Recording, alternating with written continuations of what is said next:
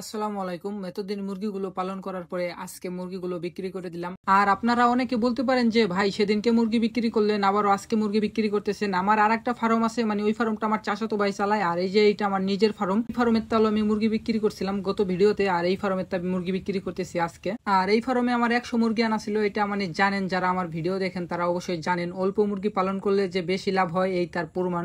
আর ওই ফার্মে আমার 400 মুরগি আনা ছিল, আর এই ফার্মে 100 মুরগি আনছি। তাতে ওই 400 মুরগি আনছিলাম, ওই জায়গায় আমার যত খাবার খাইছে মুরগিতে এই 100 তুলনায় মানে অনেকটাই বেশি খাইছে, আর 100 মুরগিতে কম খাবার খাইছে, কিন্তু গরুতে অনেক ওজন বেশি আইছে। এই জন্য মানে বেশি পালন করলেই যে বেশি লাভ হবে এরকমটা না, অল্প জিনিস পালন করলেও বেশি লাভ করা যায়। অনেকে ভাবেন যে অনেক মুরগি পালন করলে অনেক টাকা লাভ হবে, না, এটা ভুল ভাবেন। আমি মনে করি এটা ভুল। এখন আমি এইটা বলতেছি না যে বেশি মুরগি পালন করা যাবে না। এখন মানে যারা নতুন আছেন তারা যদি বেশি মুরগি পালন করতে চান, মানে তাইলে বেশিরভাগই আপনারা এখান থেকে লস খাবেন। অল্প অল্প দিয়ে শুরু করেন, তাইলে দেখা যাবে আপনি এখান থেকে লাভজনক হবেন। আর যারা এই মুরগি পালনের সম্বন্ধে সবকিছু জানে অবশ্যই তারা তো লাভজনক হবেই, ঠিক আছে। এখন আমি বলবো যারা নতুন করে ফার্ম শুরু করতে চান তারা অল্প মুরগিতে শুরু করেন। যদিও আপনি এখান থেকে মাইর খান, আপনার বেশি একটা টাকা লস যাবে না। আর যদি আপনি বেশি মুরগি দিয়ে প্রথমেই শুরু করেন, দেখা যাবে অনেকগুলো টাকার লস খাইলে আপনি দেখা যাবে একটা সময় মুরগি পালন করাই ছেড়ে দিবেন। আর আমার এই টিপির মুরগিগুলো কেজি আমি 260 টাকা করে বিক্রি করলাম। আল্লাহর কাছে শুকরিয়া আদায় করি যে এত সুন্দর একটা দাম পাইছি এই টিপির মুরগিগুলোকে, আলহামদুলিল্লাহ।